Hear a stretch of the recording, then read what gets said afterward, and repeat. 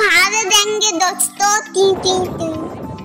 আমি আর মাম্মাম দিদি একটা ভয়ানক জায়গায় বেরিয়ে গেলাম।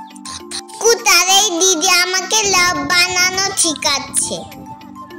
রাতটা তো অনেক সুন্দর বন্ধুরা, দেখো তাড়াতাড়ি আমি পেরে গেছি লাভ বানাতে। হুহু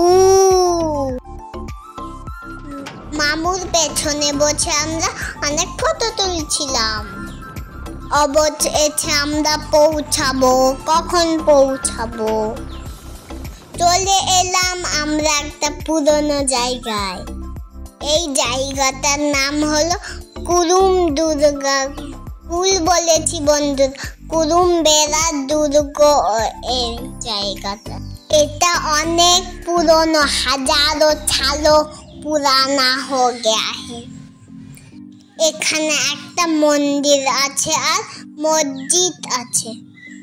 এই হাভেলি কপিলচ্ছর দেবের সময় বানানো হয়েছিল।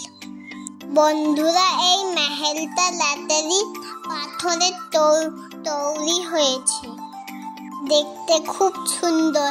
এটা হলো রাজা রানীদের ঘুরতে যাবার জায়গা। বন্ধুরা এই মহলটা মনে হচ্ছিল যে কোনো ভূতের মহল।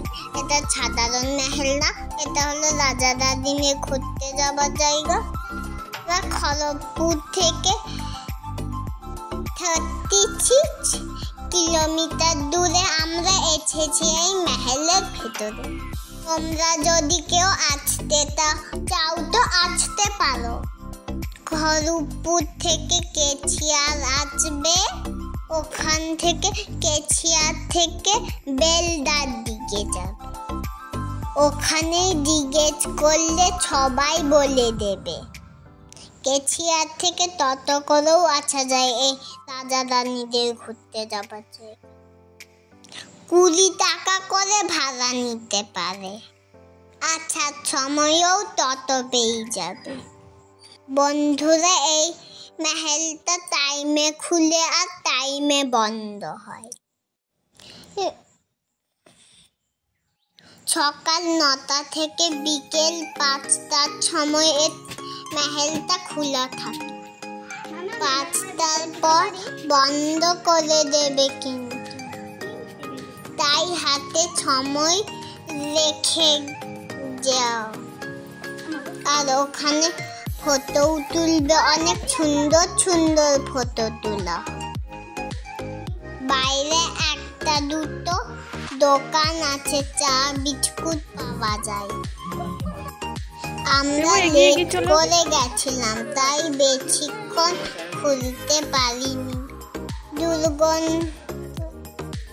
সম্বন্ধে সব লেখা আছে এই বোর্ডে। বাইরেতে একটু দেখে নাও বন্ধুরা, খুব মজা লাগবে। তোমরাও সময় পেলে ঘুরে আসবে। আরো কিছু নতুন থাকলে আমাকে কমেন্টে জানাবে। লাইক সাবস্ক্রাইব কে করবে? সবাইকে আমি করব বন্ধুরা।